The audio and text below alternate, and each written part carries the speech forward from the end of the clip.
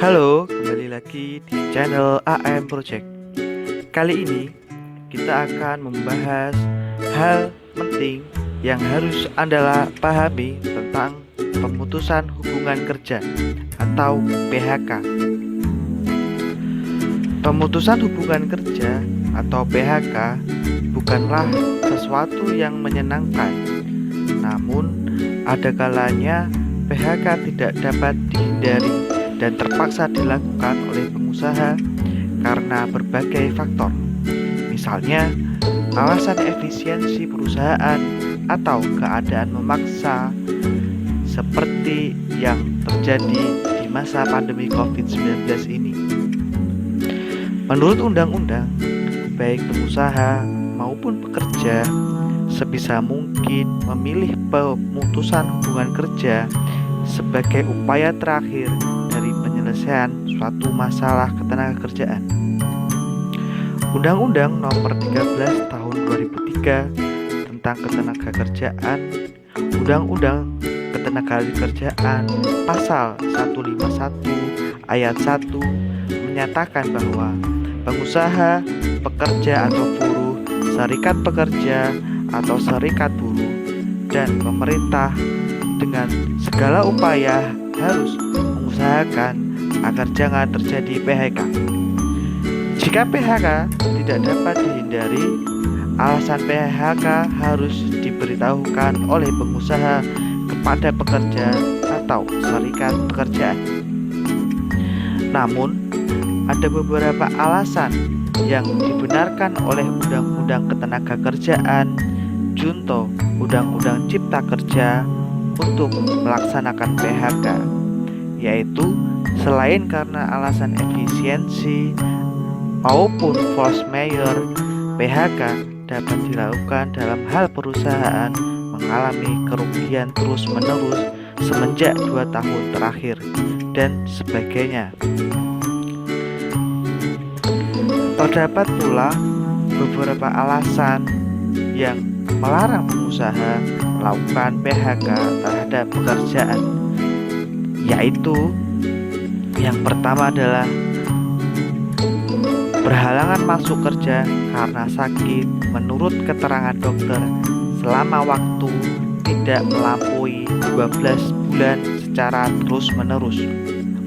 Yang kedua adalah berhalangan menjalankan pekerjaannya karena memenuhi kewajiban terhadap negara sesuai dengan ketentuan peraturan perundang-undangan.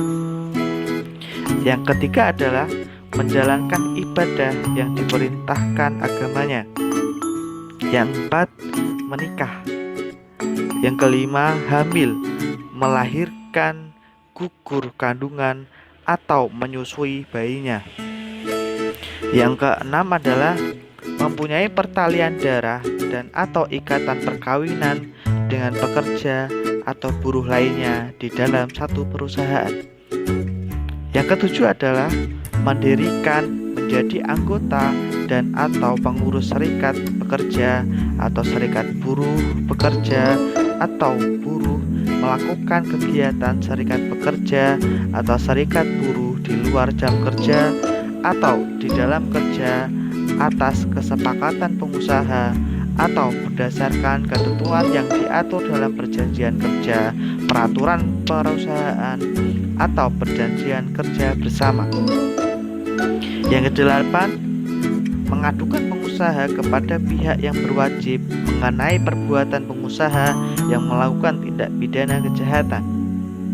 Yang kesembilan, berbeda paham, agama, aliran politik, suku, warna kulit, golongan, jenis kelamin, kondisi fisik, atau status perkawinan.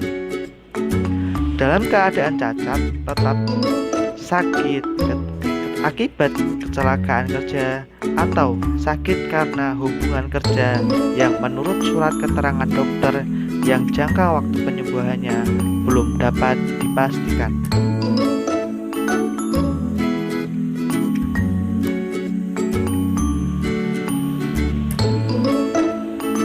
Untuk menghindari perselisihan dan hubungan yang tidak baik dengan pekerja, jika pekerja sudah diberitahu dan kemudian menolak PHK tersebut, penyelesaian PHK wajib dilakukan melalui perundingan terlebih dahulu antara pengusaha dengan pekerja. Di dalam perundingan tersebut, pengusaha dapat menjelaskan apa saja hak-hak yang akan didapat pekerja bila di PHK, seperti uang pesangon dan atau uang penghargaan masa kerja dan atau uang penggantian hak.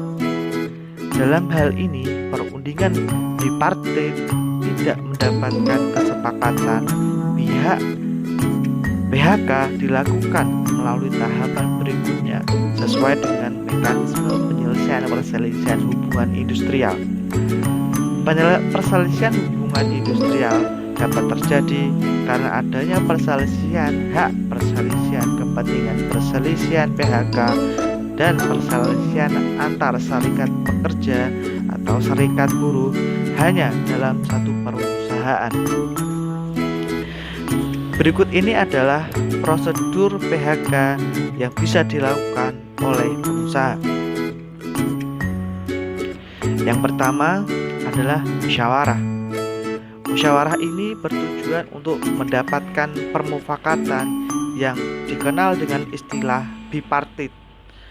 Perundingan bipartit adalah perundingan antara pekerja atau buruh atau serikat pekerja atau serikat buruh dengan pengusaha untuk menyelesaikan perselisihan hubungan industrial sebagaimana tercantum dalam pasal 1 angka 10 Undang-Undang Penyelesaian Perselisihan Industrial.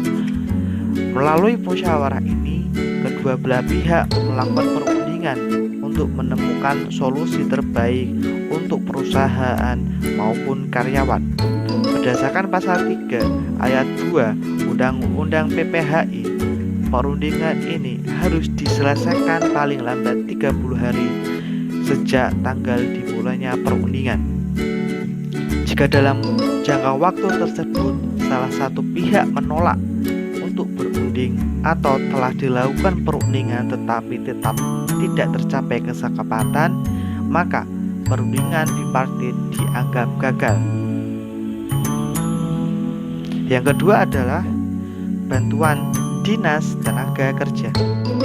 Apabila bipartit ini gagal atau karyawan menolak berunding, maka penyelesaian yang dapat ditempuh adalah melalui jalur tripartit, yaitu mencatatkan perselisihan kepada instansi yang bertanggung jawab di bidang ketenagakerjaan setempat dengan melampirkan bukti bahwa upaya-upaya penyelesaian melalui perundingan bipartit telah dilakukan.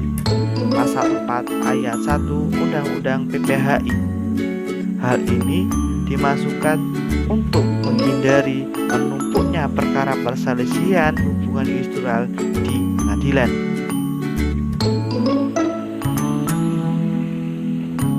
Ada juga prosedur PHK yang lainnya yang bisa dilakukan oleh pengusaha, yaitu dengan cara perundingan tripartit yang dilakukan dengan cara sebagai berikut ini.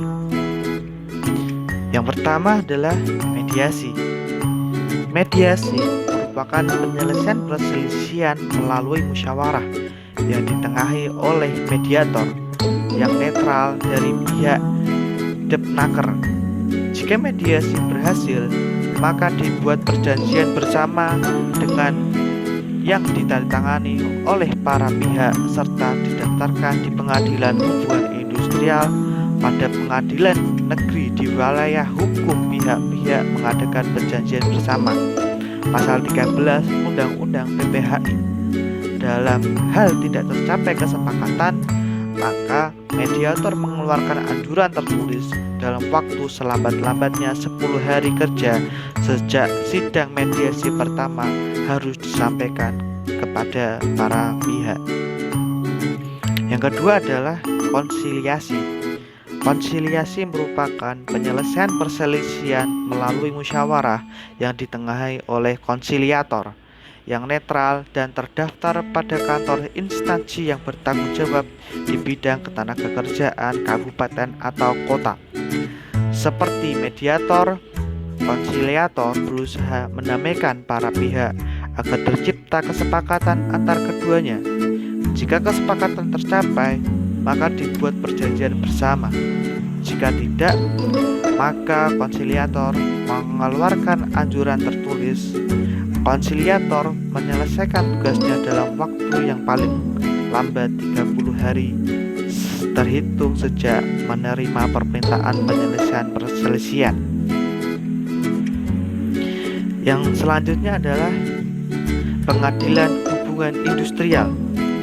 Jika perundingan di jalur tripartit masih buntu, penyelesaian perselisihan dapat diajukan ke pengadilan hubungan industrial sebagaimana pasal 5 Undang-Undang PHI mengatur, yaitu dalam hal penyelesaian melalui konsiliasi atau mediasi tidak tercapai kesepakatan, maka salah satu pihak dapat mengajukan gugatan kepada PHI.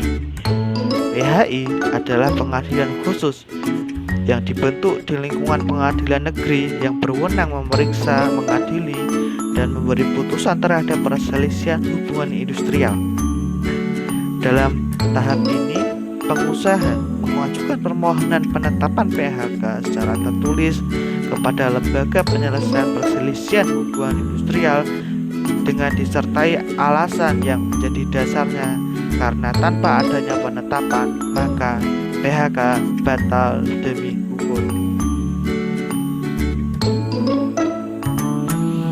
Pemutusan hubungan kerja atau PHK haruslah dilakukan dengan pertimbangan yang sangat matang, karena pengaruh dari pemutusan hubungan kerja cukup besar bagi perusahaan dan pekerja itu sendiri. Namun, jika ada pemutusan hubungan kerja, haruslah didasarkan dengan ketentuan dan peraturan perundang-undangan yang berlaku agar tidak ada pihak yang merasa dirugikan. Itu adalah hal-hal yang penting yang harus Anda pahami mengenai pemutusan hubungan kerja atau PHK. Terima kasih, semoga bermanfaat. Jangan lupa like, komen, dan subscribe channel ini.